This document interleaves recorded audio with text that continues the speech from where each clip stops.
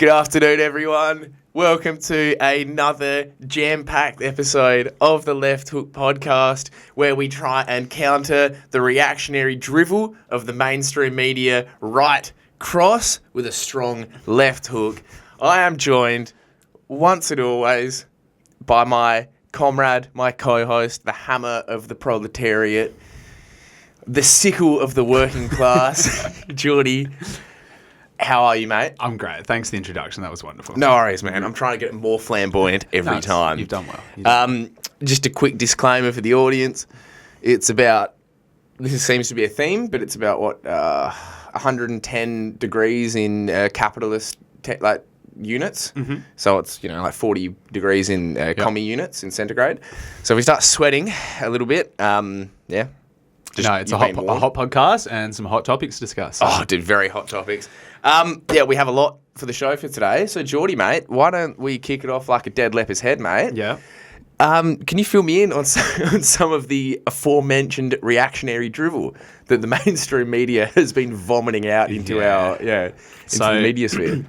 I was keeping my eyes peeled for some good content this week. Yeah. Hopefully some good policies being announced by Labor or Liberal for the upcoming federal election. Well, the LNP are known historically for good policies, aren't they? Yeah, that's right. And I will repeat this once again. We like to discuss policies, not mantra and rhetoric. Here on the Left Hook podcast, try and actually discuss concrete measures that will change your life and not just garbage rhetoric. However, unfortunately, all we seem to be getting is just more garbage rhetoric, which does make our job more fascinating and interesting, may I say. Yeah, it's a good laugh as well. You can have a good laugh about it. Yeah. So as late stage capitalism whittles away at your quality of life, you can have a good chuckle at least. No, it's been an interesting week because Dutton has really taken has teared a page out of the Trumpian playbook. Ah, yes. Not that Trump really has any books. He's not a man that reads, from what I can tell. Yeah. Anyway, so this week, Dutton has announced that Jacinta Nampijinpa-Price, who's the Shadow Minister for Indigenous Australian Affairs here in Australia, will now head the Shadow Minister for Government Efficiency. Government efficiency? Yeah, which... I've heard that phrase before, Geordie. Yeah, so there's this little thing that was announced under Trump called DOGE, the Department of Government Efficiency, headed by the one and only Elon Musk.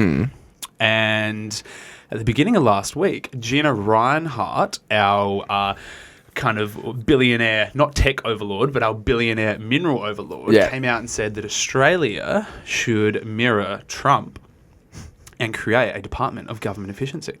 That's hilarious. And behold, you'll never guess what happened 4 days later. Yeah. Dutton announced that we're going to have a Minister for Government Efficiency. No.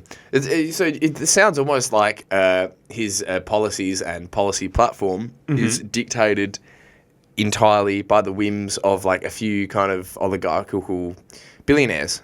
Yeah, definitely. It's weird. There's an interesting parallel there. There's both instances have billionaires dictating what the federal government should do. Yeah. It's bizarre. Who would have thought? Who would have thought, man? Correct. Yeah. So...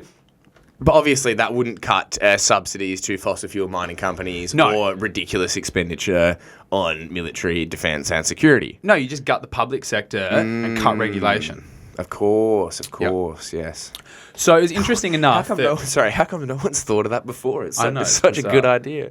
Yeah, so what was funny, though, when this was announced, and I picked up on this, that actually, at the moment, James Stephens, who's a Liberal MP from Adelaide, from our hometown, is already the Minister for Government Waste Reduction. So now we're going to have 2 MPs holding 2 positions in quote-unquote government efficiency or waste reduction. So it doesn't seem to be very efficient, does it? No, it doesn't seem very efficient. It's bizarre. And the parallels there, again, because what happened? Elon Musk and Vivek Ramaswamy were also put in the same position. And we're kind of like 2 people kind of vying against each other. But then I believe Vivek has since been given the flick, or he's kind of quietly just been removed from the political landscape. Yeah. But anyways, the parallels are there. Very funny. And also just, the contradictory nature of it is just... That is fascinating. Yeah. But again, we've talked about this before, and I think we're going to be talking about this, pretty frequently into the future. But they don't seem to have any actual original policies or a policy platform to take into the election that they can run on. No, that's right. So Jacinta... Look, they might, and maybe I don't know about it. Maybe it's all like a secret. It's under wraps. They're keeping it hidden from the public. Yeah. But so yeah. Jacinta Nampijinpa-Price has came out and said that we did not copy Elon Musk or Doge. No. We came up with this ourselves. Very original. Seems also very likely. And basically what they said they're going to target is the 36,000 jobs that were created under Labor in the public sector. So since Labor came to power, one of the things they tried to do was to bolster and enlarge the public sector. Yeah. Because under Morrison, what had happened is a lot of the government had been privatised. And so Labor came in and said, no, we actually want to bring this back into the public sector under government control. Yeah. Seems like a good idea, personally. Yeah, that's fair enough, of course, yeah. Yeah, and... because I guess, again, when these companies were privatised, there was actually an excess of kind of wasteful spending. Well, that's right. I believe. And it didn't improve efficiency. It was contracted out to consultants, Of which course. charged a lot of money and cost as much, if not more, than just hiring public servants. Yeah, of course. You know, running the government like a corporation actually costs more money, who would Yeah. have thought. Again, back to efficiency. So these 36,000 jobs, this is what Labor has said, and I've heard other kind of pundits and journalists talk about this. Those jobs were actually brought in because obviously Centrelink was struggling, our social services were struggling. Obviously wait times kind of after COVID just astronomically increased. A lot of people were brought in, not just inside Canberra, but all over Australia, working from home, working on the phones. And also a lot of public servants were hired because we are spending a lot more money on defence. And Yes. the AUKUS agreement, guess what we need for AUKUS? More bureaucrats and public servants. If you're going to increase course. defence spending and create a massive defence industry, need more public servants. Of course, yeah. So, but of course, Dutton, this is all admitted. Dutton never talks about this. Yeah. So that's the first target. That's kind of also the welcome to country. Jacinta has come out and said that she is sick of the wasteful spending of these welcome to country ceremonies. Of course. They're costing, tens of thousands of dollars for every ceremony or whatever. Yeah. So obviously that was one of the first things to be on the firing line, which I find a little bit disheartening as the fact she's an Indigenous woman. And that's one of the first things that she wants to cut. Of course, yeah. I just feel you'd like... have to get an Indigenous woman to do it. You wouldn't be able to do it otherwise. That's right. Yes. I just find that so disheartening. Of all the things that you could say are wasteful spending, like, I don't know, business class flights for politicians. Yeah. Et cetera, hotels, all those kinds of things. $360+ billion on nuclear submarines that we will not get. No, instead we'll scrap the welcome to country ceremonies. Of course. Makes perfect sense. Which I think are just quite gorgeous things, personally. Yeah, look, it's pretty pretty inoffensive. It's very inoffensive. It's very inoffensive, you know what I mean? Yeah. Apparently not to Jacinta Price. Yeah. No, anyway, and then so in addition, we also have Dutton now saying that he's going to target DEIs, which is bizarre because this is exactly what Trump came out and said last week, of course. that we are going to be targeting diversity, equity and inclusion measures within inside the public sector. Obviously, you can't dictate that to the private sector. No, of course. So we're going to target it inside the federal government. But this is completely original as well. It's this isn't like a completely Trumpian original. tactic. Yeah. No. It's word for word mirrors everything that Trump did since becoming president, but it's completely original and has nothing to do with Trump. Of course, yes. Correct. So, which made me think, I was like, okay, diversity, equity and inclusion measures within inside the federal government. So I sort of scratching my head a little bit. Are there any specific diversity, equity, inclusion measures? The things that I could pull up were roles in the public sector such as, quote, change managers and internal communication specialists that don't help everyday Australians. I could not tell you what a change manager or internal communication specialist is. Yeah. I imagine it's someone that kind of assists the government with keeping up with a changing society and Possibly, youth yeah. kind of and culture. And then also an internal communication specialist, I imagine, is to do with people that potentially could have disabilities, speech impairments, or speak another language, maybe. Possibly, yeah. So, honestly, they're both quite vague. They are very vague names. Yeah, of course. Yeah, but once again, just kind of like those weird sort of like reactionary like targeting points. Yeah. With that's what he's going after. As well, and there seems to be actually, in my response to the whole DEI thing, is there does seem to be a bit of a disconnect from reality, because if your country is comprised of more and more people that aren't of like white European heritage, right, and that makes up a smaller percentage of the population, then just logically, proportionally, you're going to have more people of minority groups throughout throughout the entire workforce, essentially. Yeah. So does that mean you've got to go into the public sector and say, all right, so if, for example, 55% of the country, of the population, or say 60% of the country is like of European descent, but we're going to have 90% of the government workforce is going to be of European descent. Does that make sense? Because that's just not proportionate and not realistic. Yeah. You know? Or maybe But even that's like yeah. Well, you say we'll get to the point now where we'll have to have like a quota for white people to work within the federal Exactly, yes. Yeah. Yes, they're going to be mandated Elon Musk impersonations. They're going to get rid of the welcome to country, and we're going to start doing Sig Duttons. Sig Dutton. Or like a Sig Heil to Dutton. Yeah, so It's good. So Dutton's pitch for voters at the moment is, quote, "My economic team's objectives are clear. We will cut wasteful spending, stop inflationary spending, and restore prudent spending." Yes. So I guess the difference between wasteful spending and like prudent spending. Yeah, that's right. So when, for example, the government is awarding contracts to like $400 million contracts to companies that Peter Dutton has an affiliation with, that are actually completely fraudulent and have like fake addresses, which all happen quite regularly under the last LNP Coalition. That was prudent spending then, obviously. That was quite prudent. Yes. So, interesting. So Peter Dutton just recently went on the Mark Burris's podcast.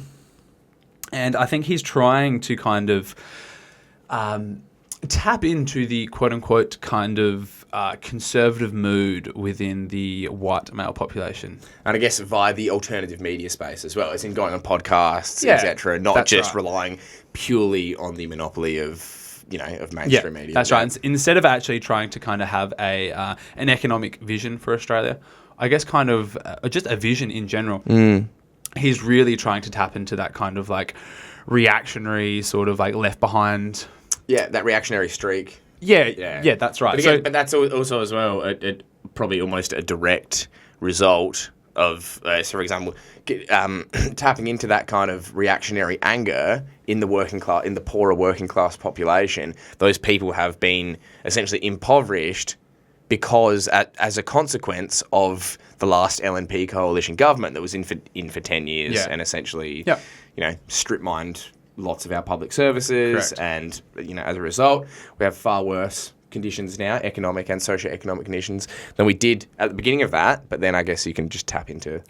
Yeah, no, of course. They're hilarious. Yeah, that's right. Yeah, the old right-wing... And instead of trying to create policies that would help people get into housing out in rural areas or provide jobs in rural areas, it's just we're going to be going after kind of like woke reactionary politics. Well, Dutton is, speaking of housing, Peter Dutton himself is like a property... Like, he's like a slumlord. Yeah. He's worth about $400 million, owns commercial property, housing property. Yeah. So, no, it's interesting, though. I found this little snippet here from this podcast with Dutton, and I will say that I didn't listen to the whole podcast. I was just sitting down listening to him talk for an hour and a half. It's not great. No, it's not great. But anyway, this little snippet I did find interesting. So, have a listen to this. Wokeism, and in fact, it's nearly has been particularly over the last 12 months, for me anyway, it's sort of scary to take a position on something because you're worried you're going to get cancelled because, like, your livelihood or the thing you're passionate about, it depends on audience and let's call it acceptability as opposed to popularity. How did we get to that position, do you think? I mean, was that a global movement? It's a global movement. I mean, it's starting to wane now, I think, and again, it's a life cycle, and it's just getting to a different part of the debate. And it'll be advanced now with President Trump being elected, and if there's a change of leadership in Canada and Jacinda Ardern's gone in New Zealand, I think Anthony Albanese is trying to grasp onto it, but I just think most Australians have moved on. And I also think in our country, the Voice allowed people to say, thank goodness, I thought I was the only one who thought that, this wasn't necessary, wasn't a good thing for our country. Want to help Indigenous people, but just didn't think this was the way to do it. And all of a sudden it turns out, well, there are 6, 7 out of 10 in your workplace that think exactly the same way as you do. So I think it's allowed people a little bit of breathing space. and they're more inclined to be able to speak out. So where does it come from? I think there are a lot of universities who have worked on this. I think it's a movement of the left, and again, this is a business model for some people, and I just don't believe that we should discriminate on the basis of gender or race or on any basis.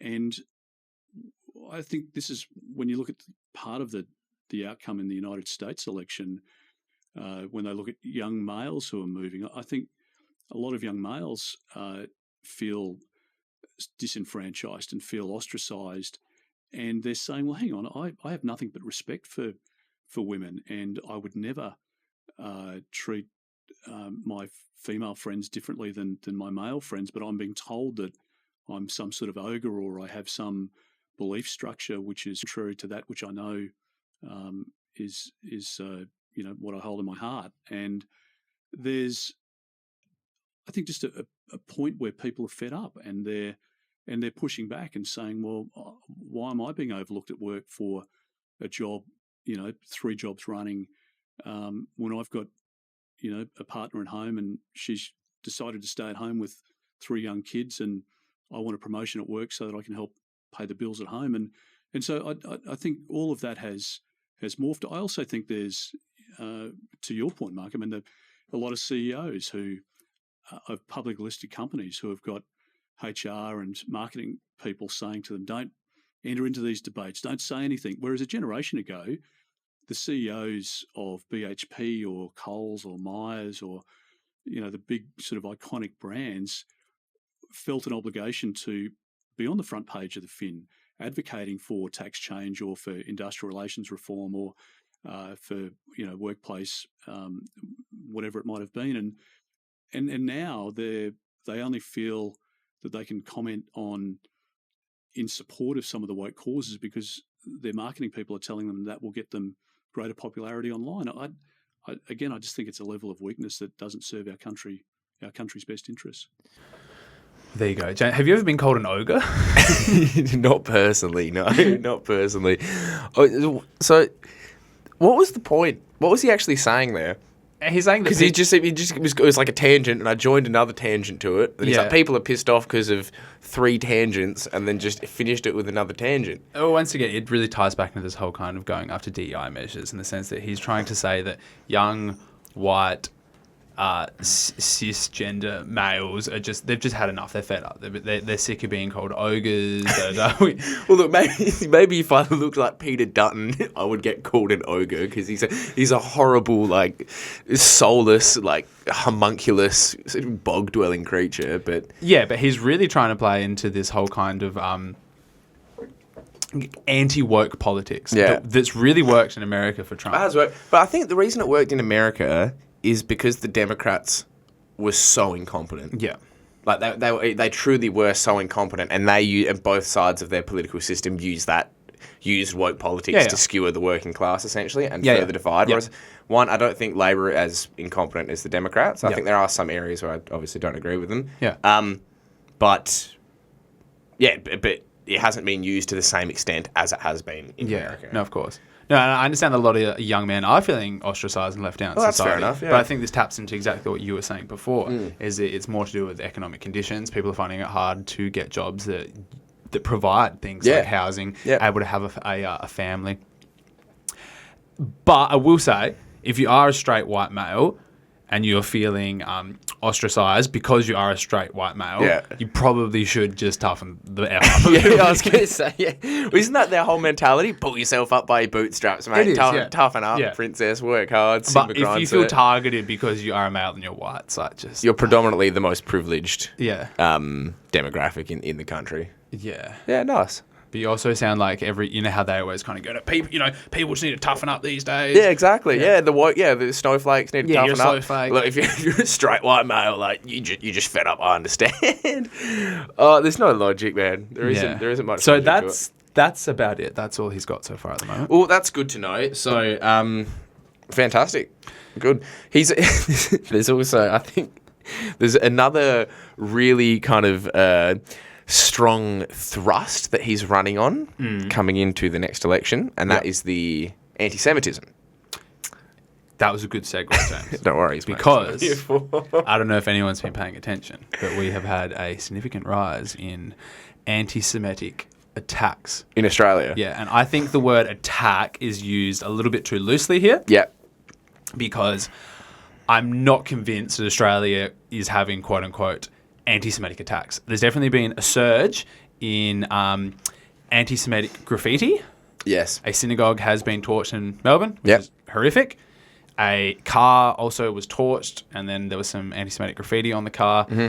And then just the other day, there was a caravan found in the outer skirts of Sydney that had a bunch of, I believe, gel explosives inside it that may have been sourced from a mine site that potentially had an explosive radius of 40 metres. So that was someone who was planning a mass casualty event. Correct. And the assertion is by the media, essentially, that these are all anti-Semitic. This is all just a wave of anti-Semitic hatred across Australia. Just one thing, though, with the caravan, I just wanted to point out, the inside there, and the federal police hasn't released anything yet as of today on Sunday when I was reading this, but they said that there was, quote-unquote, like anti-Semitic material or a manifesto that it was going to be used to target like a synagogue or something like that. Yeah, so it's like 9/11 when they found a passport, of the hijacker in the Twin Towers. Or it was like when the Israeli soldiers were going into Gaza and they found like these pristine copies of Mein Kampf in German. Yes. Yes. So what was interesting, though, I was listening to The Party Room, the ABC's politics podcast, and they said that and this is where it all really ties back to, in my opinion, that leaders from the Jewish community, which when they say that, it's very vague. Mm-hmm. When you say the Jewish community, do you mean like people of kind of more leaders of, for example, synagogues in Australia that don't feel tied to Israel or have strong feelings of Israel? Or do you mean leaders of Zionist... Of like the Zionist lobby. Correct, Zionist here lobby in Australia. groups. Yeah. So they never specify, but what they said was that they were pissed off that, quote, Albo's been slow, Labor hasn't done enough, and... Labor's position, which has been admittedly has shifted over the past year towards, I wouldn't say holding Israel to account, but at least, for example, voting in the UN for backing a ceasefire, recognising the West Bank as occupied Palestinian territories, things like that. They pointed to those things as Labor putting fuel on the fire for this anti-Semitic attacks. Well, it's funny how that it is funny how that works. Yes. And I personally think it's a pretty blatant political ploy. Because, for example, in Australia, every single newspaper, every single day, it's telling you something about anti-Semitism. Yeah. There's like or skewering the Labor Party on not being doing enough pro-Israel enough? Not being pro-genocide enough, essentially. So it's quite interesting. Since 2024, there have been 12 reported major anti-Semitic incidents in Australia. This is according to a Nine News article. So again, there was that synagogue that was set alight. That was, funnily enough, one of the more liberal anti-Zionist Jewish synagogues. Okay. Yeah, which again is quite interesting. And again, that highly publicised seizure of a caravan filled with explosives. However, the Jewish Council of Australia, they're actually a liberal group that are quite critical of Zionism. Mm-hmm. So just to take a quote here, there was submissions to a parliamentary inquiry on anti-Semitism, and they identified there were 501 submissions. They identified 389 individual incidents, but only classified 79 of them as anti-Semitic, whereas the rest of them were things like, someone graffitiing Free Palestine or Intifada or, anti-Israel protests, and they decreed that they were not technically anti-Semitic because Semitism and Zionism are not the same thing. So they said that almost half the incidents amounted to support of Palestine or criticism of Israel or Zionism, but didn't meet their definition of anti-Semitism. So there's another organisation in Australia called the Islamophobia Register Australia. Yep. They reported from October 7th, 2023, 932 incidents of Islamophobic attacks. In 1 year. Yeah, in a Okay. year. So that's In where Australia. in Australia. So that's kind of what we're looking at here, because we see the mainstream media telling us how there's this wave of anti-Semitism and the government's not doing enough to stop these like neo-Nazi Elon Musk impersonators walking around the streets beating up Jewish people. But then at the same time, you don't hear a peep about these. This is stuff like, for example, like Islamic school buses being torched. Yeah. Mosque being vandalised, people being like abused in the street and stuff like that. So there's quite, and then Muslim leaders are quite upset about this, and they've been like, well, why is the media covering this in such a one-sided manner? Because we're the people that are actually being proportionately far more put in danger by this as well. Yep. And obviously, look, here at Left Hook Media, we do not actually condone violence against any particular, race, ethnicity, religion, sexual orientation. I'm glad you had to clear that I up. do have to clear that up, Yep. unfortunately. But it's interesting because you have to point these things out. So, but again, a man like Peter Dutton himself, he is a man who, again, one of his main policies going to the election is, Labor is full of anti-Semites, we're not anti-Semites. This is a man who makes a political point to refuse to stand in front of an Aboriginal flag, but stands in front of an Israeli flag, probably more than a normal Australian flag, actually. So it shows where the priorities and the loyalties are. And claims to be a patriot and nationalist. Exactly, yeah. So the funny thing is, if all these people existed in the 30s, they would have been legitimate anti-Semites. Because they're arsehole reactionaries, and by demonising a certain group or a certain ideology, that's how they get their reactionary political thrust through. Yeah. Exactly. So obviously it's some of these instances of anti-Semitism have been very public. Yes. Obviously torching of cars, synagogues, and the graffiti. The graffiti gets me a little bit. As someone that has walked through a lot of creeks in my life to commute, I've seen a number of swastikas and the word Jew written. Yeah. Not obviously something, I agree with, but Of course. also I don't think that we can necessarily just completely see every single instance of graffiti and kind of make this conclusion that it is a form of kind of anti-Semitic attack. No, well, look, at the same time as well, I mean, like, for starters, there are legitimate anti-Semites. Let's preface this by saying there are actually a disgusting portion of the population. That's probably a small portion, but like... But do you think, what I was, just quickly on this. Yeah. Do you think there's more people in Australia, like everyday Australian, that holds more derogatory views towards Muslims than they do people of Jewish faith? Absolutely. Without having any statistics here. No, I'm talking having a pool of people anecdotally, people that I speak to on the day-to-day. Absolutely. Yeah, correct. Yeah.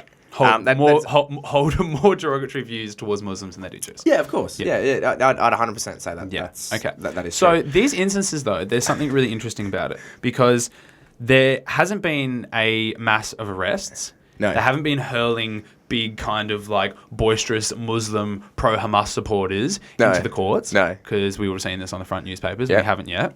And in fact, most of the arrests have been what I'd consider to be quite Dero / sort of bogan white Australians. Yeah. So these are typically people lower socioeconomic class, probably less education, typically fond of mullets, tracksuits, riding bicycles, Nike Air Maxes, methamphetamine use. All the boxes ticked. Yep. Yes. Not exclusively, but that's just to give our international audience kind of... Yeah. The trailer trash of, that would be the American, the Seppo equivalent. Yeah. And the federal police here in Australia have now come out and said that they are looking into connections with overseas entities, organisations or gangs that could be funding people here in Australia through cryptocurrency to commit these attacks. Yeah.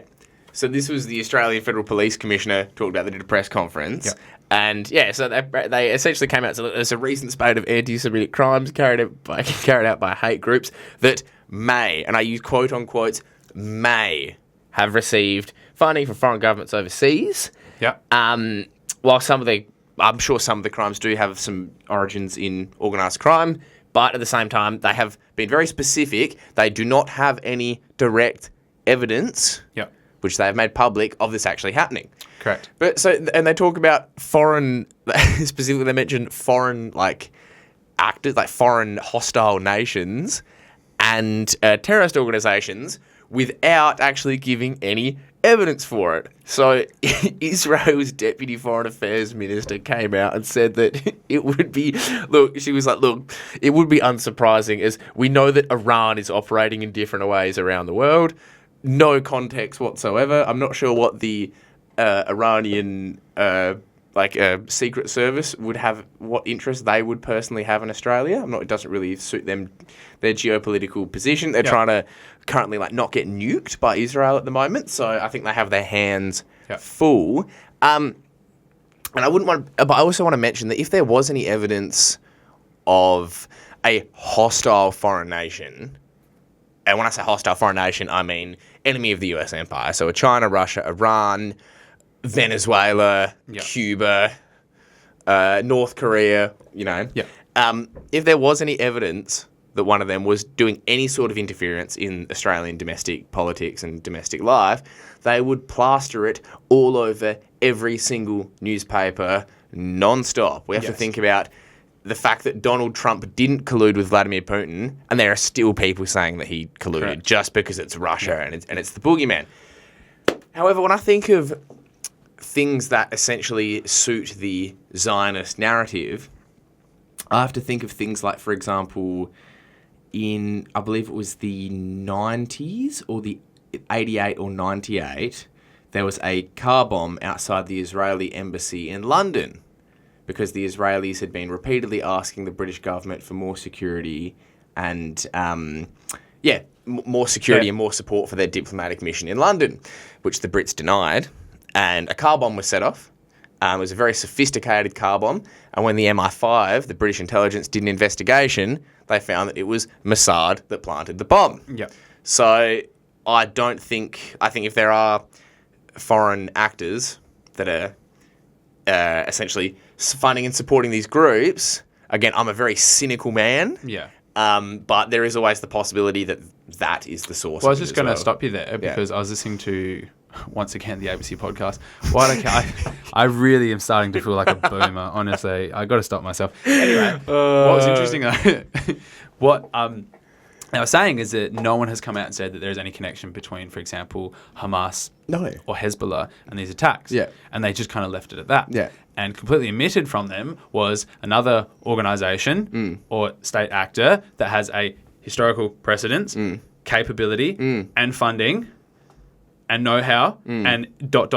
fill in the blank that could be doing this. Yes. I'm just going to leave it at that. Yeah, well, exactly. But I do think it'd be interesting because I feel like if there is a follow-up to because they made this one statement and it kind of made it into the media sphere, but then it's disappeared. So if they do if there is a follow-up statement, I think that will lead us to more things. If it completely disappears and we never hear anything else about it, James, then that will be interesting. I'm willing to put every penny I own and future penny I earn on the fact that if the Australian intelligence services did find out that a certain entity, which we may have been kind of leading had been behind these attacks, this will just go dead and we'll never hear from it again. And Wild. We will close the segment on that. Yeah. Before we start our kind of foreign affairs scoop, you were reading... And we can get into some funny stuff as well later on. You were reading an interesting report from Oxfam, I believe? I was, yes. Inequality, yeah. So, obviously, we're talking about the inequality of media coverage in certain topics in Australia. There is also inequality of wealth that exists globally, and especially in Australia. So, Oxfam, the organisation, released a report recently, I think about 2 weeks ago. It's called Takers Not Makers. It's quite interesting. I'd recommend everyone listening to go and read it. You just Google Oxfam Takers Not Makers. You get the PDF. It's like I think 30 to 40 pages. It's pretty pretty meaty. Can you condense it because no one's going to read it? I think they will. Okay, but I skimmed through it, but I didn't read the whole thing. But it's very interesting because it essentially lays out lots of the problems that the world is facing with inequality. It has lots of statistics, lots of numbers, and also kind of points towards lots of the main reasons of inequality. For example, the colonial hangover of European colonisation, monopolies, like capital oligarchy, for example, and how all these things they do. It's interesting. It covers a lot of stuff. It's quite interesting. So just wanted to share some stats here. So if anyone isn't motivated to sharpen their guillotine, then they can get motivated by listening to this. So in 2024, globally, billionaires, their wealth grew by $3 trillion, like Australian, with the wealth of the 10 richest people increasing by $150 million per day. So the wealth of that billionaires own is growing 3 times faster than the year before. Most of this wealth of these billionaires is unearned. So it's just to break the kind of, the neoliberal kind of free market capitalist myth that obviously if you work hard, you'll be able to earn heaps of money. Well, that is true in some cases, but 60% of billionaire wealth comes from inheritance, monopolies, or cronyism, essentially. Income. Yes. The number of people living below the poverty line is the same as it was in 1990.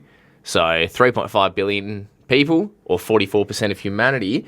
Meanwhile, the world's richest 1% now own 45% of global wealth. And the richest, this is wild. The richest 1% in wealthy countries extracted $46.1 million per hour from low-income countries. So you're telling me globalization and free market capitalism hasn't brought people out of poverty? It hasn't. Okay. It hasn't. In fact, the biggest... not to flex here, we are the Left Hook podcast, and I am wearing a red shirt. But the one biggest act of poverty alleviation in human history has been carried out by the People's Republic of China. Yep. Just wanted to put that out there. Mm-hmm. So, look, essentially, this report has a lot of information, but it underscores how today's inequalities that we exist with today reflect centuries of colonialism, exploitation, and the fact that a small group of wealthy elite and multinational corporations just essentially dominate a vast majority of low-income countries and low-income peoples. So, just looking at Australia quickly, in 2024, billionaire wealth surged by $28 billion, which is $3.2 million an hour. So Australia has 47 billionaires. That means an Aussie billionaire made an average of $67,000 Australian per hour. So that is over 1,300 times the hourly wage of average Aussie. And off the top of my head, I reckon $67,000 Australian is about your average income for an Aussie, I believe. I think that's like your medium annual income is roughly about 65 or so. Yep. So every hour these people are making, your yearly income. Hilarious. So, but this is all happening, of course, as the cost of living crisis continues. So families don't have enough money to pay for rent, pay mortgages, groceries, bills. We have wage stagnation, we have inflation, and that means obviously the wealth grab is going faster. So even though the richest people in the world, in the country, are making a lot more money, that does not trickle down, again, contrary to the kind of neoliberal free market rhetoric. That just does not trickle down. And it also disproportionately affects Indigenous communities and your single mums, stuff like that. So a third of Aboriginal and Torres Strait Islander people are in the poorest 20% of the population, and on average they earn 28% less than First Nation Australians. So there is essentially this report lays out a lot of stuff. Essentially you need to end wealth inequality. Mm-hmm. So obviously it's not that there's going to be everyone's going to be worth the same. That's not an idea, and that's not realistic. Yeah. You're always going to have people that earn more than other people in society. But you need to get rid of extreme inequality. Correct. Because the outcomes of extreme inequality are where you have countries like India or Brazil, for example. So India, I think it's the 5th biggest economy in the world, but I believe over half their population, amounting to like 750 million people, is below the poverty line. Yep. You know what I mean? So the problems, it's not the rich people being super rich, it's just the inequality. And the division. And as, for example, absolutely giga chad people like Michael Parenti has pointed out, he's like, you don't have the wealth Unless without you the have the slums. poverty. He's like, the big mansion overlooks the slums. Correct. So, and that, you only get that level of wealth from extracting it from the poor, essentially. Yes. It's funny you say this because have you come across Gary's Economics? I have. A YouTube channel? I do know Gary from Gary's Economics quite well. I suggest everyone goes and looks at that because his big line is wealth inequality. And he is hammering this just over and over. It's all he talks about. It's genuinely all he talks about. He's obviously not like a Marxist or anything. No, he just understands how economics works. Yeah, so he was a trader. He was a trader. Yeah, he lives off trader. all his financial investments and just the capital that accrues. But he's saying that the problem is in all Western economies and society now is wealth inequality. Yeah. Because what's happening is the richer and richer people get is they're able to pull all the services. For example, like the media, politicians, food, services. They're able to actually buy those out, so we get less and less of that. And we can't compete with these people. We can't compete exerting our influence on the media, on the government, when people just have infinitely more resources than you do, essentially. Correct. Yeah. And interesting enough, I was listening to Gary's Economics last week, and what country did he first mention? Australia. Oh, interesting. He said more and more people in Australia messaging and talking to him, and he listed Australia as one of the top 5 countries with the highest growing wealth inequality in the OECD. Oh, exactly. Yeah, and it's wild because Australia's always been, relatively egalitarian. And it's always kind of been the working man's paradise. Yeah. Your average plumber can have a good house and have a good income and that live sort of stuff. Alongside a doctor in the eastern suburbs. Exactly, live in James Stevens Liberal MP's electorate. But exactly. And and obviously these problems aren't going to be fixed unless you address that. So the only way you can address that is... And who can address this? A functioning, well-funded and efficient federal bureaucracy, not one that's hollowed and gutted. Exactly, not one that has been subjected to a doge or a dingo or whatever these terrible crackheads acronyms are talking about. These horrible acronyms. But those things are done by the basic, the functions of the state, which are to essentially tax and provide public services. Correct. Those are the two kind of basic functions that you'd expect a state to do. And after... like the Trumpian America, they're just going to stop doing both those things. The Peter Dutton's Dingo Australia, it's going to stop doing that. So that's not going to help the problem, essentially. In contrast to Dutton's reactionary, divisive politics of zero substance, and the report that you've just laid out, I think there is a space for proper, good, left-wing popularism. Absolutely. To target these things. Yes, absolutely. Like a sort of Bernie S. Sanders movement in Australia or in the UK and America. Yeah, like a Corbynite movement. Correct. So Albanese was kind of the farthest kind of left originally, our current government. Look where that went. Oh, yeah, exactly. But he's obviously been compromised by the right wing of the Australian Labor Party. He's capitulated, sorry. Yeah, by the right wing of the Australian Labor Party. But, I mean, look, like you're saying, we do need like a Bernie Sanders or a Corbyn. Yeah. I would possibly go a little bit further. I would possibly suggest like a Maoist character or a Stalin character. Look, being slightly facetious. I'd suggest a Lula or an AMLO or a Scheinbaum, for example. Because they are modern-day left-leaning populists in Latin America, in Central and South America that are doing good things. Yeah. Okay. And again, as we discussed last episode, that's why they're under fire. Correct. Yes. All right. Well, look. Moving on. I'm looking forward to increasing wealth inequality and to living in a tin shed. Yes. Yes. Let's move on, shall we? We shall. So, James. Yes. The US tech sector. Is in deep sheet. Yes, it is. Fantastic pun, my friend. It is, man. It is. And this comes after, just to contextualise the depth of the shit that they're in. Because this isn't just like you stepped in some dog poo. Yes. This is you turn the tap on to have a shower and sewerage comes out. Like, this is deep shit. Yep. So, obviously, the United States doesn't have a manufacturing base anymore, besides kind of like military. Oh, it does have a small manufacturing base, but lots of their domestic manufacturing, even their domestic companies, typically like motor companies, for example, all their manufacturing is done in Mexico, etc. Levi's jeans, they make them in Haiti, that sort of stuff. So, unless you buy a Leatherman, like a multi-tool Leatherman, that's still made in America. That's good. Just need you to know that. No, well, I'm glad you can attest to that. So, Anyway. made from pure eagle talons or Yes. something. Yes, very American.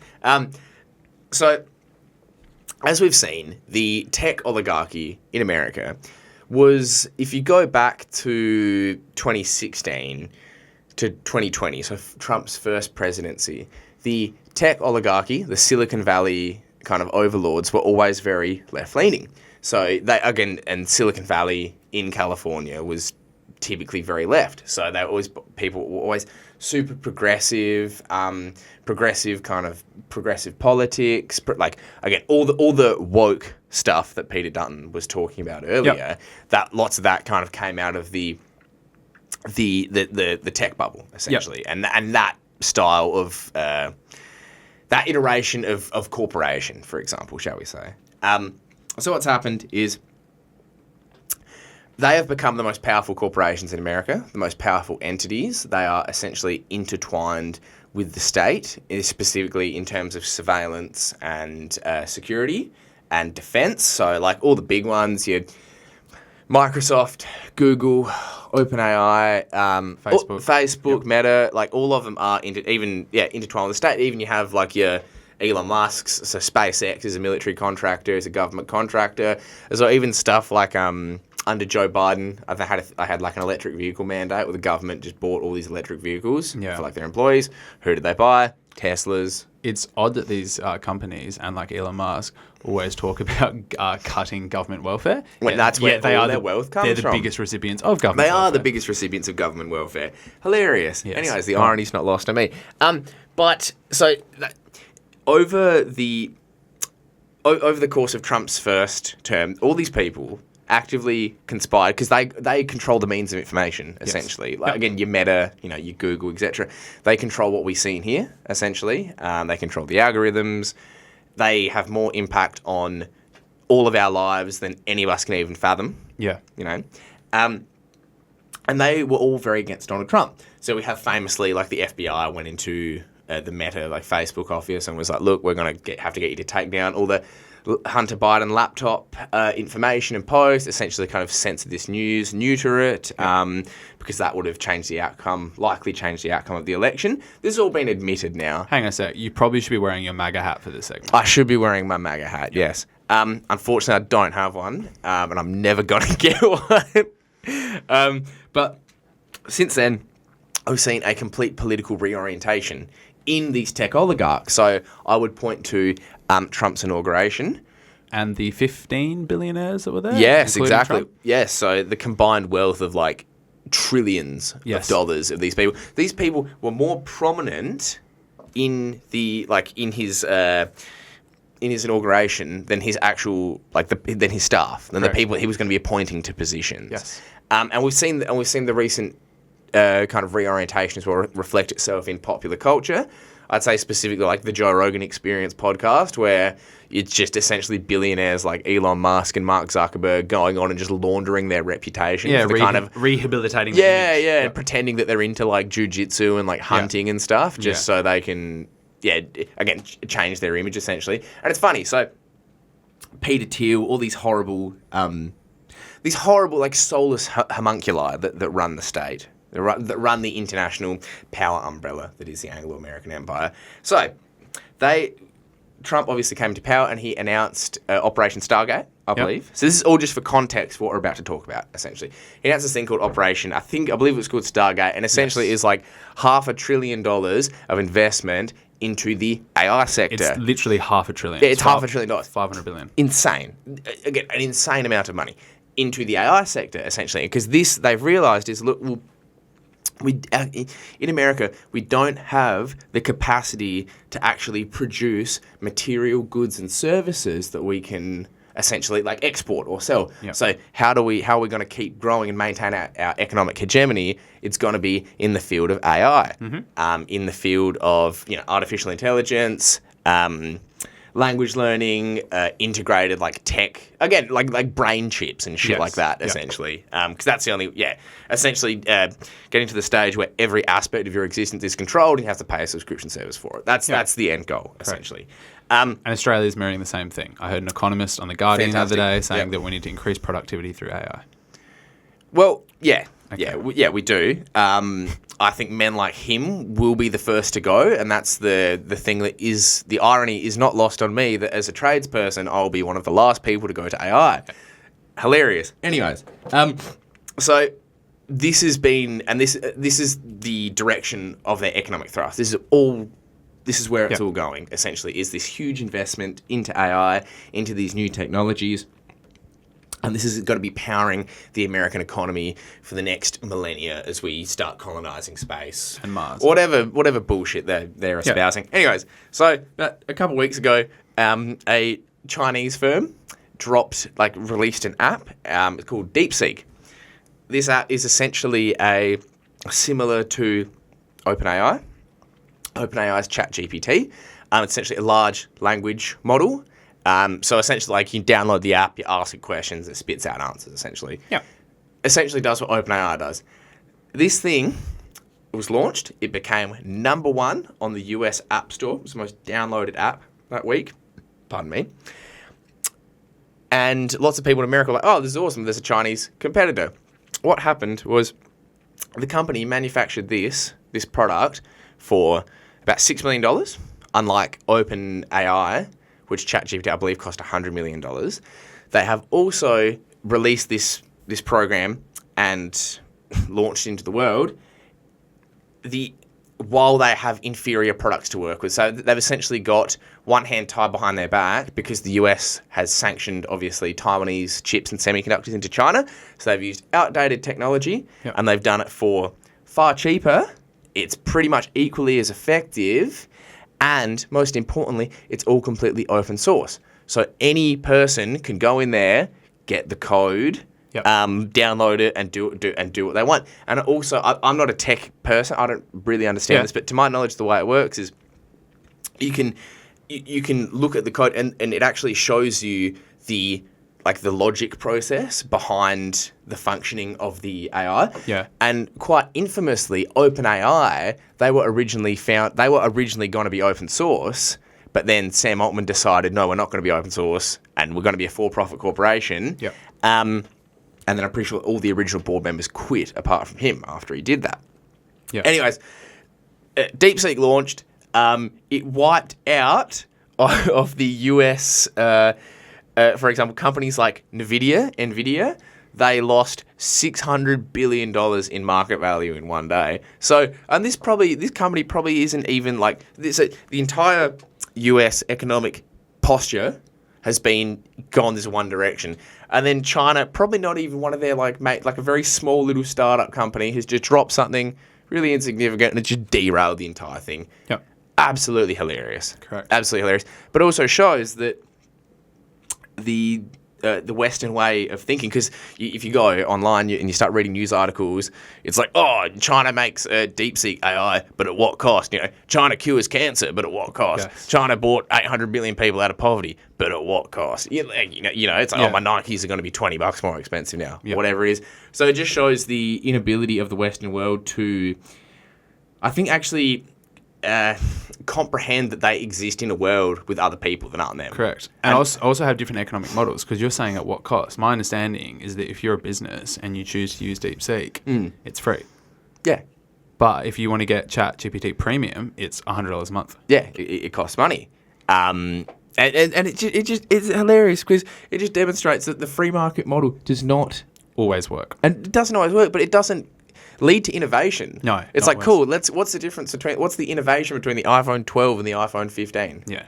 They're pretty much indistinguishable, correct. You know what I mean? So I also think it points to the fact that they are at the stage where they've capitalismed themselves so hard, they've capitalismed themselves into a corner, and they can't get out. I'm using that as a verb. It's not proper English, but they can't get out. They're stuck. All they can do is, there's no reverse gear. All they can do is go forwards, and then when they don't have the economic leverage or they can't compete economically, that's when they use their overwhelming military force. Yeah, and it's also a really good case of American exceptionalism where they cannot fathom that another country that is not white can produce its own tech sector its own like science industry that outcompetes and outperforms America. Exactly. They just cannot fathom They it. can't fathom it. And again, but it comes into the same thing with it, like, oh, they've plagiarized from OpenAI. If anyone remembers that one of the big controversies of ChatGPT when it started blowing up was they're like, oh, essentially for this to operate, you're plagiarizing like everything you're essentially just reading the internet and spitting out an answer, and it's like, well,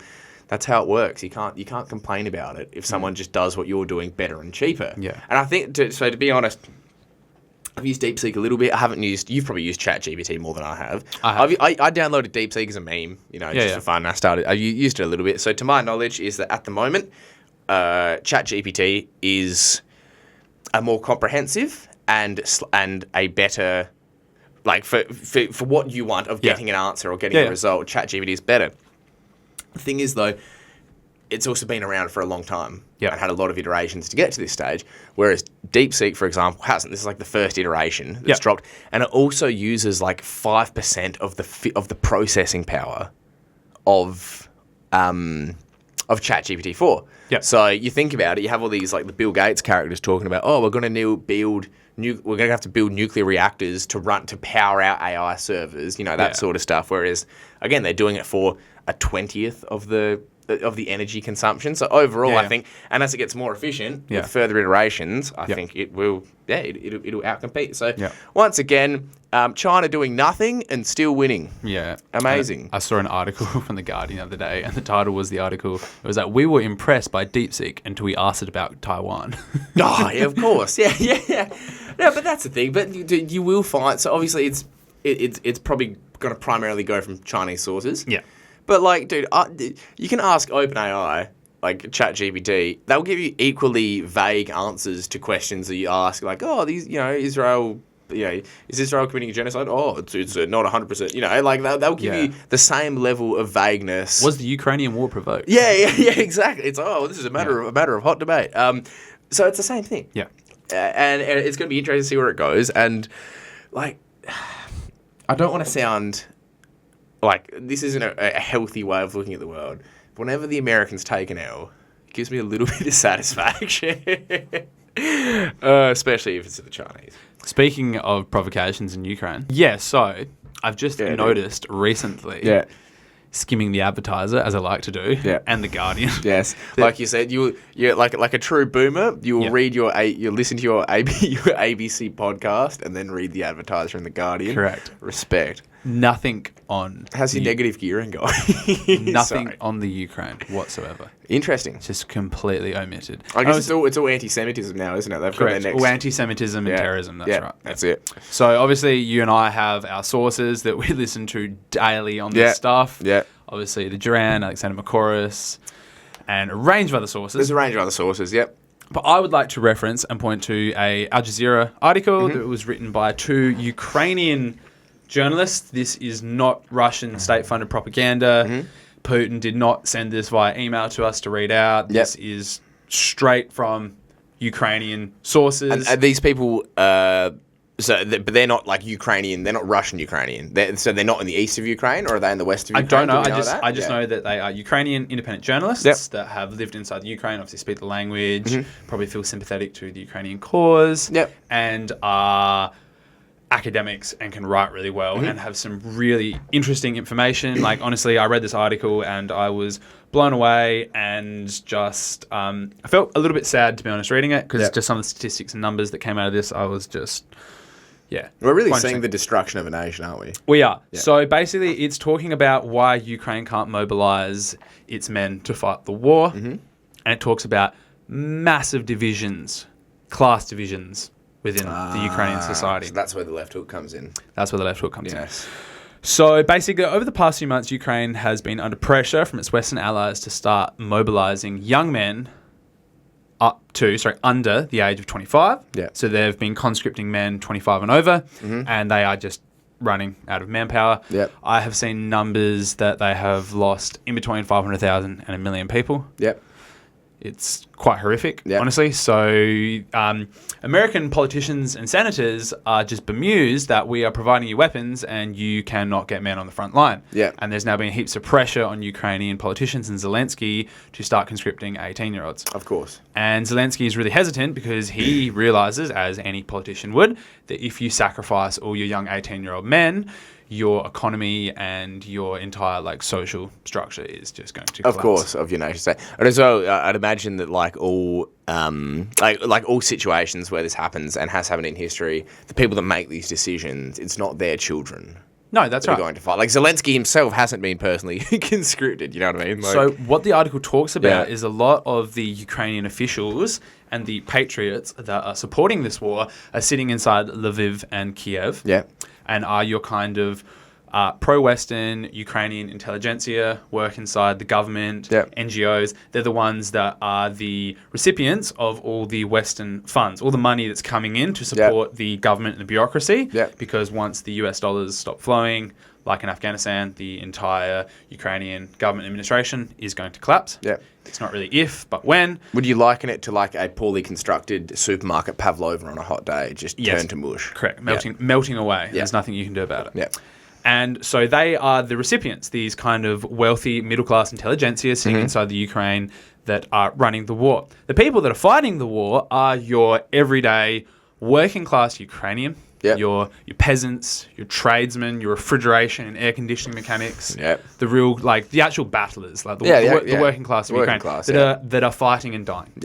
And so what happened when the Soviet Union collapsed and Ukraine went down a privatization, neoliberal policy is that the state made a new social contract with everyone. They basically said that we will retract from your life, the government not be involved, you will just become workers inside the free market, but we will not oppress you. Obviously, under the Soviet Union, there was oppressions and limitations, but they provided well-paying jobs, healthcare, education, 2 weeks holiday, housing, those kinds of things. And that was the new social contract. So the state really stepped out of people's lives. There's a big gap between the private and the state. And so what's been happening, as we have seen, is that the state's coming in and is using press gangs to round people up and put them into trucks to the front line. And what a lot of people that these journalists writing this article interviewed said is that they tell us to be patriots, yet the state has never been there for us, never provided anything, and now they want us to die for our country. And most of them, quote unquote, saying, I am not a patriot, I will not die for my state because while I am Ukrainian, my state has never done anything for me. Why should I die now? Especially if you're a younger person and you don't live... You've never lived under the Soviet, the Soviet system. A couple of interesting numbers. Before the war began in 2021, Ukraine occupied the 8th place in the ranking countries with the most international migrants. More than 600,000 left in that year alone out of Ukraine. So obviously the state is providing nothing. The economy was just withering away and people chose to leave. And interesting enough, in September 2023, the Minister of Social Policy, Oksana Zolovnich, called on citizens not to remain dependent on benefits since this makes them children. She proposed a new social contract in which citizens accept social spending cuts and live independently as free swimmers. Until you need to go... Free market, Until you need to go and die for your country. Of course. You need to protect the institutions of the free market that have been oppressing you for your entire life. And so one of the people that was interviewed in this article, this person fundraises for non-lethal military equipment for the army, but not for drones or other weapons because he believes that, quote, the state completely failed in its most critical role of preventing this war. I don't understand why this war should fully become my war in the truest sense of the word. So this is your everyday Ukrainian saying, our government, our state, our politicians, Zelensky did nothing to prevent this war, and now they want us to... to die for it. To die for it, that's it. That's a very interesting way of looking at it, actually. It is, that's right. And so there was a recent poll halfway through last year where only 10% of respondents said that most of their relatives or themselves were ready to be mobilised. And then what has begun to happen is a lot of the officer class inside Ukraine are making millions off this. Because what's happening is while they try and conscript people, if you're wealthy enough, you just pay off the officer class through bribes. Of course. So they found one Ukrainian official was arrested with $6 million in cash. just from bribes. Yeah. And for example, giving people like disability, like like a disability exemption. type exemption, thing. so they don't have to go into the war. Yeah. And what got more harrowing? But this is also the class of people that kind of receive all the aid as well. That's isn't it? right. 'Cause I remember even when it first started, not to derail what you're saying, but even when it first started, it was estimated that only 30% of all aid was actually getting to the front lines, and the rest of it was just like these blokes would load it into a couple trucks, like you get some weapons, load it into trucks, drive it to the border with Romania, and then the weapons would just enter the black market. I remember a guy in Germany was arrested with a Stinger anti-aircraft missile, and I thought, that is wild, Yes. dude. Yeah. Yes. Continue, sorry, yeah. So what has actually happened is that most of the border forces and the border patrol you would have thought would have been mobilised to go to the front. So you would have thought that your border force would have went to the eastern side along the Russian border. Yep. Well, no, they all went to the western side along the Hungarian and Romanian borders and Polish borders. But they're not at war with Romania and Hungary, On are the they? peaceful, quote unquote, peaceful side of the border Yeah. because of all the young men trying to flee the country.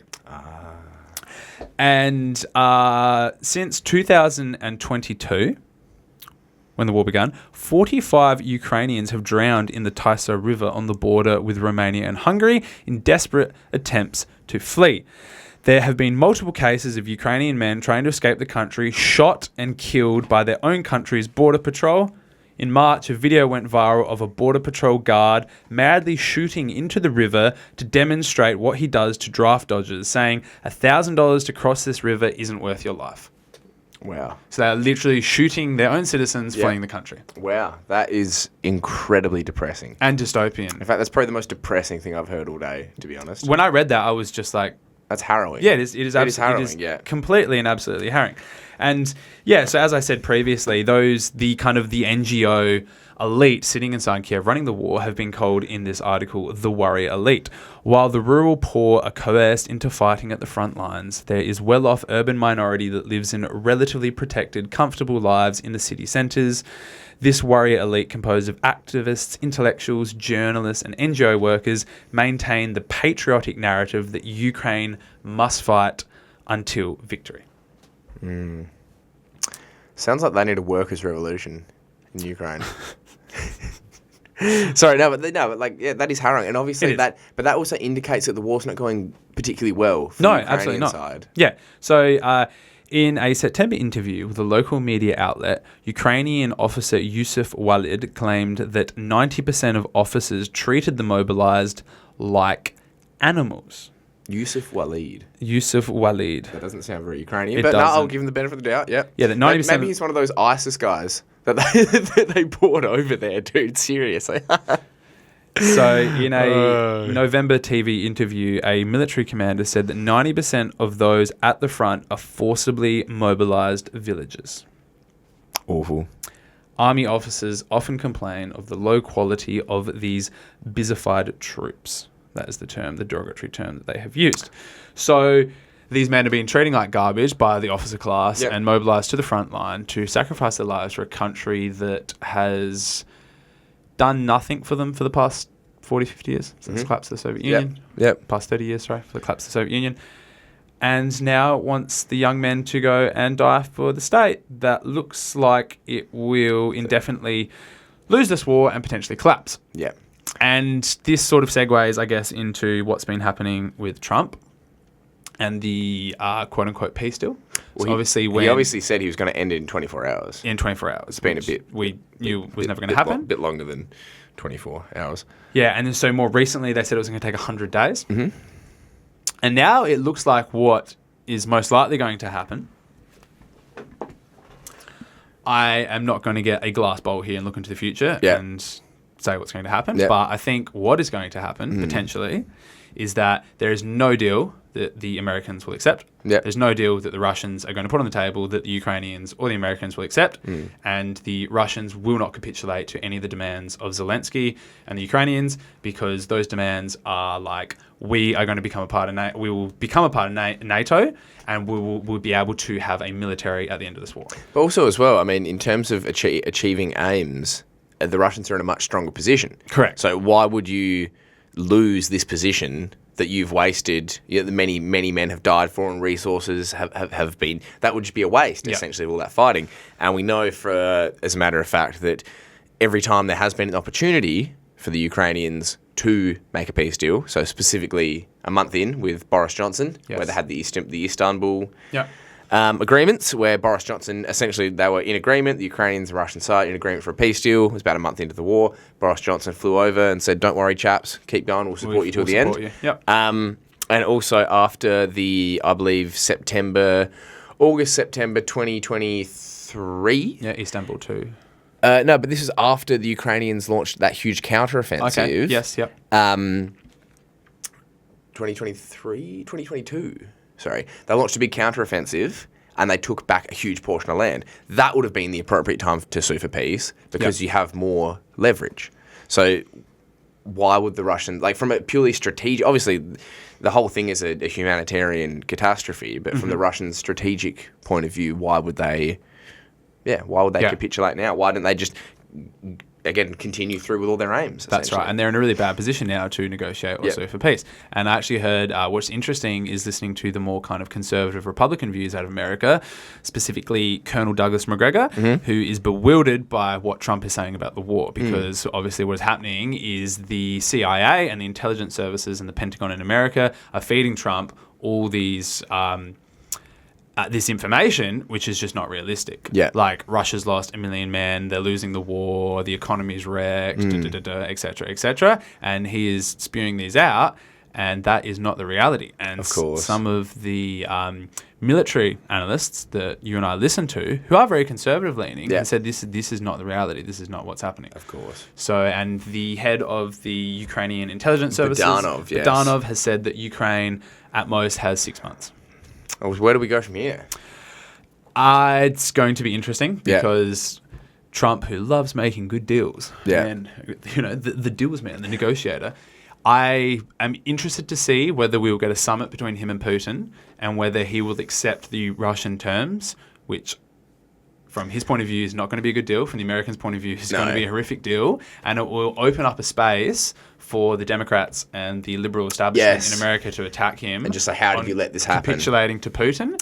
But he's working with Putin the whole time. Conversely, if Trump allows the Ukrainian state to collapse and we have images of helicopters and Zelensky being flown out of Kiev reminiscent to the of west Afghanistan. Biden got blamed for that. Trump will then get blamed for the collapse of Ukraine. So I don't see a way out for him. I really don't see it. I just cannot see it. No, exactly. They've snookered him, haven't they? I think they have. But as well, it's hilarious because the whole time they're like, this is Ukraine fighting against this evil enemy, oppressive neighbor, Russia.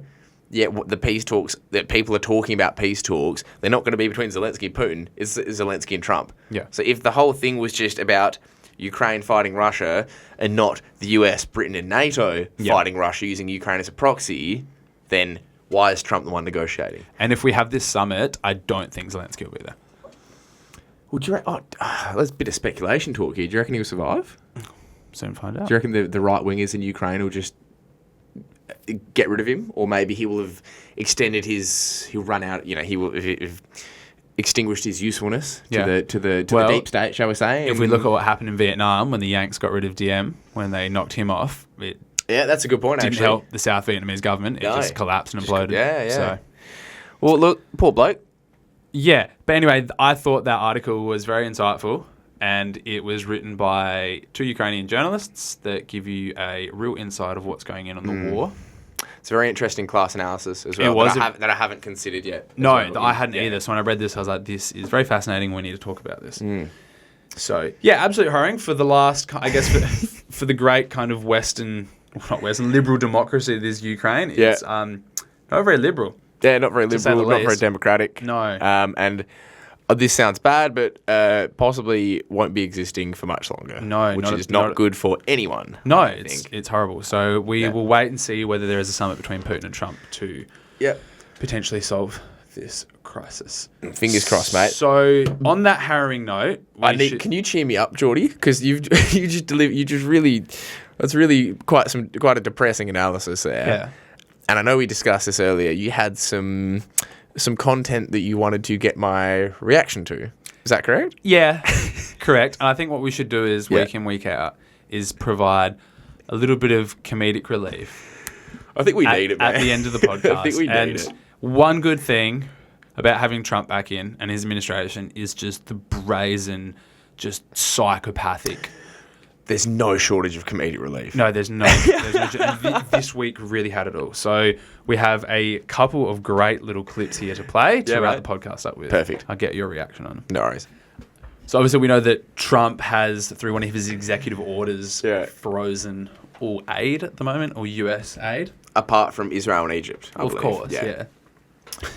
Naturally, yeah. So obviously some of this aid did go to African countries for vaccination, like vaccines, for example. Yeah, Bill Gates frothing. Correct, Bill Gates obviously Essentially frothing. subsidising Bill Gates. Yeah, but also other things, for example, like... No, there are like health programs. Yeah, health programs and obviously like condoms and things like that. And so Trump came out this week and asserted this, which I thought was really fascinating. I'll play this. We are merely looking at parts of the big bureaucracy where there has been tremendous waste and fraud and abuse. In that process, we identified and stopped $50 million being sent to Gaza to buy condoms for Hamas. 50 million. And you know what's happened to them? They've used them as a method of making bombs. How about that? Oh, $50 million worth of condoms. How much does a condom cost? Hi, I'm Steve Clements, and I have... How much does a condom cost? $1? How many people are there in Gaza? There were 2 million. Dude, these people James, have hang on a some sec. impressive... Stop. This Gaza is not the Gaza Strip. This is Gaza in Mozambique. So this was $50 million of condoms that were going to Gaza in Mozambique and another neighbouring country. Dude, that is awesome. But he had to have known that. I don't know. He had to have known that. I genuinely don't know. Well, he did say specifically Hamas. Hamas. Unless Hamas have sleeper cells in Mozambique, which would be hilarious. Yes.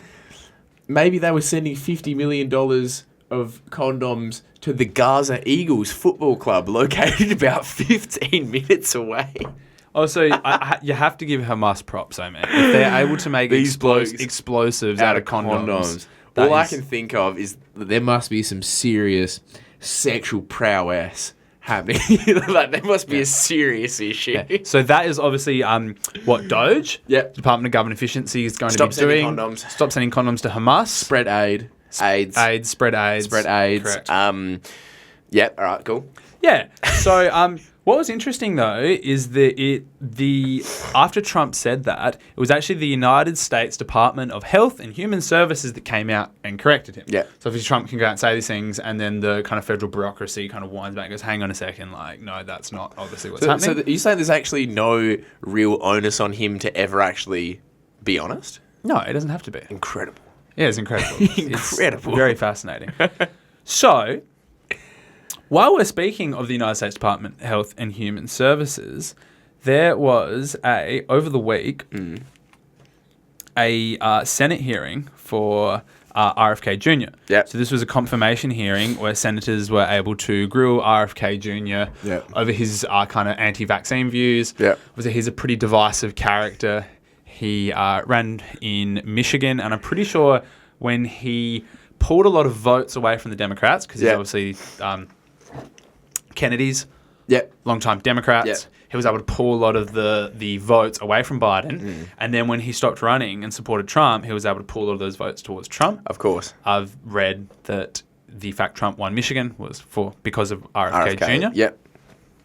And so... Can I just say quietly, RFK Jr. is possibly my favourite person in US politics. So I was going to get to this. He is just good value Correct. time So after time he is gonna- after time. He is going to potentially be the secretary for the Department of Health and Human Services.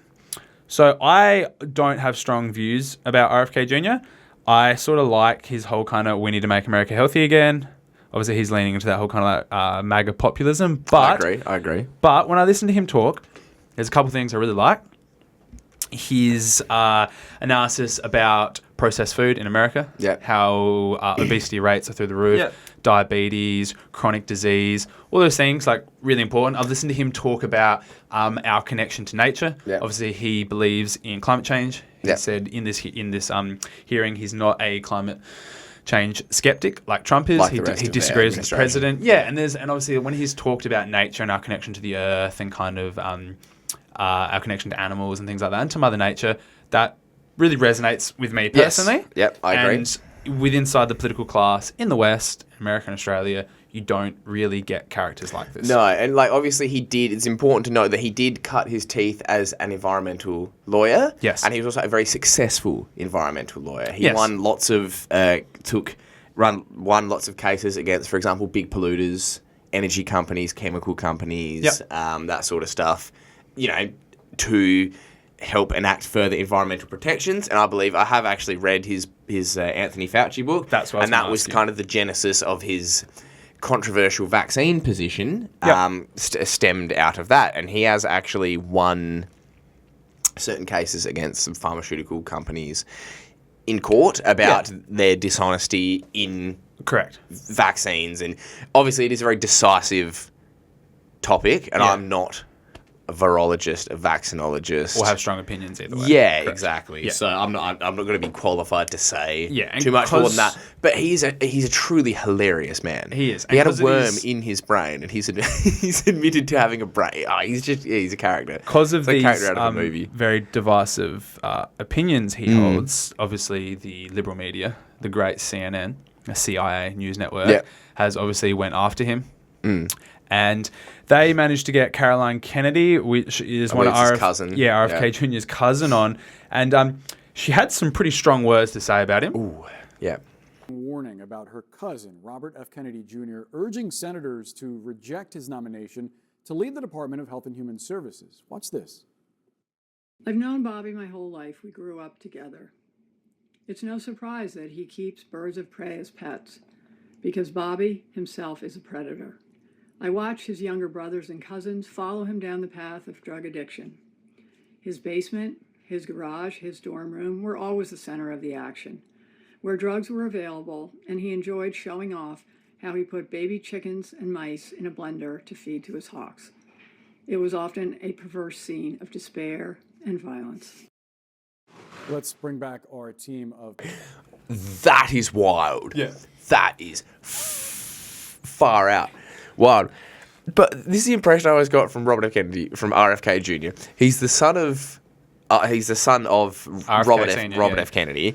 So they're obviously from quite a powerful, like a political dynasty. Yes. You know, but he's obviously quite well educated, quite smart, quite affluent. But he's also like probably a pretty wild dude. That's the impression I always got. Yeah, Again, well, he he was probably a- liked to party quite a bit. Yeah, and he's admitted to being a heroin addict when he was Yeah, he younger was. for He quite was. a long time. Good on him, because none of all the other drug addicts in the government won't. Like correct. Hunter Biden, for example, loves crack cocaine. None of them would admit to it. That's and they right. probably, like, honestly, if that is true, I'm not sure if that's true or not, about him blending up rodents. That Yeah.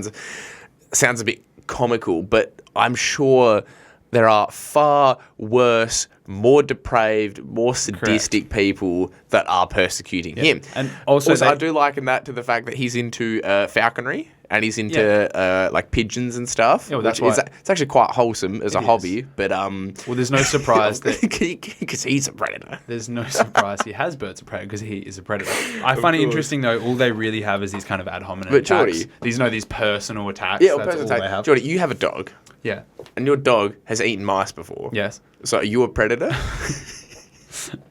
The logic. But how wild though? Once again, America is the only country I think on this earth that can just have public figures like this. yeah, that's And great. So There's such good content that comes out of it. yeah, that's Yeah. right. So during this confirmation hearing, obviously senators were able to grill RFK Jr. And one of those senators was Bernie Sanders. Bernie.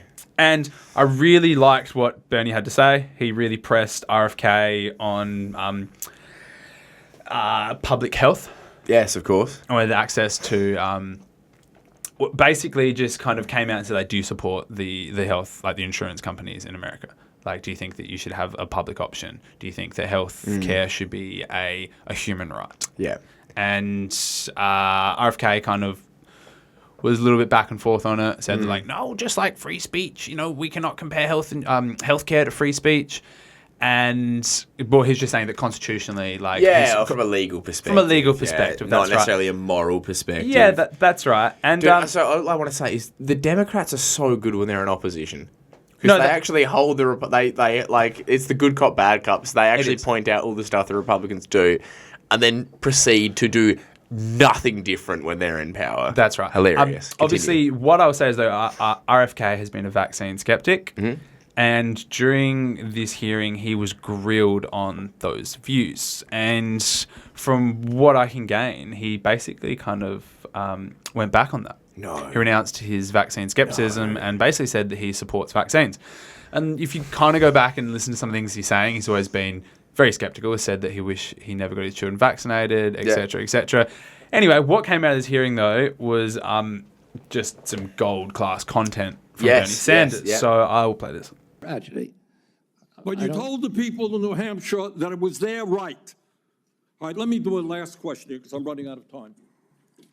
I think the gist of what you're trying to say today is you're really pro-vaccine, you want to ask questions. You have started a group called the Children's Health Defense. You're the originator. Right now, as I understand it, on their website, they are selling what's called onesies. These are little things, clothing for babies. One of them is titled Unvaxxed, Unafraid. Next one, and they're sold for $26 a piece, by the way. Next one is No Vax, No Problem. Now, you're coming before this committee and you say you're pro-vaccine. Just want to ask some questions. And yet your organization is making money selling a child's product to parents for $26, which casts fundamental doubt on the usefulness of vaccines. Can you tell us now that you will, now that you are pro-vaccine, that you're going to have your organization take these products off the market? Senator, I have no power over that organization. I'm not part of it. I resigned from the board. Yeah, that was just a few months ago. You founded that. You certainly have power. You can make that call. Are you supportive of this? I've had nothing to do with leadership. Are you supportive of these onesies? I'm supportive of vaccines. Are you supportive of this clothing, which is militantly anti-vaccine? I am supportive of vaccines. Right. I want good science, and I want to protect the But you will vaccine. not tell the organization you founded not to continue selling that product. Thank you, Mr. Chairman. Do you support these onesies?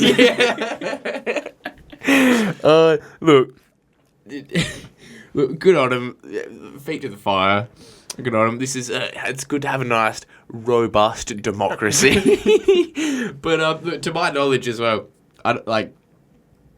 RFK Jr. and I don't support the man. He's an interesting character, but I have read his work. Yeah. And I believe his point is that he's always been, he's never been anti-vax. He's always just come to the conclusion that lots of them aren't necessary and aren't necessarily safe. His opinions, not the opinions of Left Hook Media, of course, as an organisation.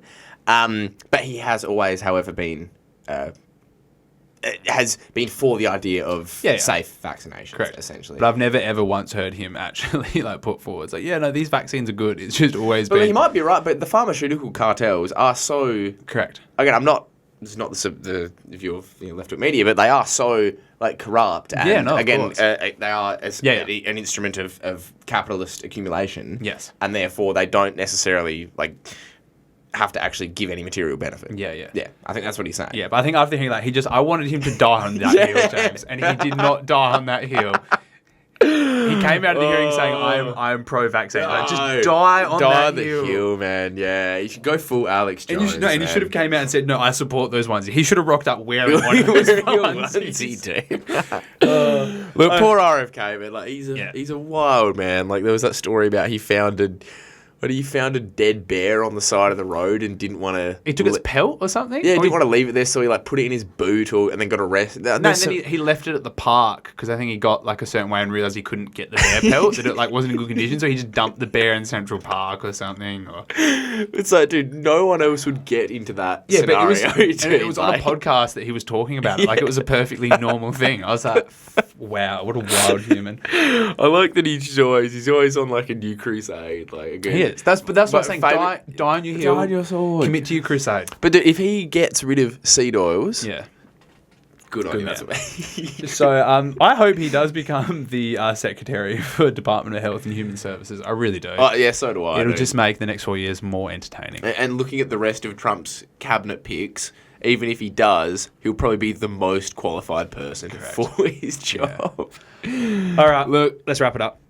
Ladies and gentlemen, boys and girls, thank you for watching.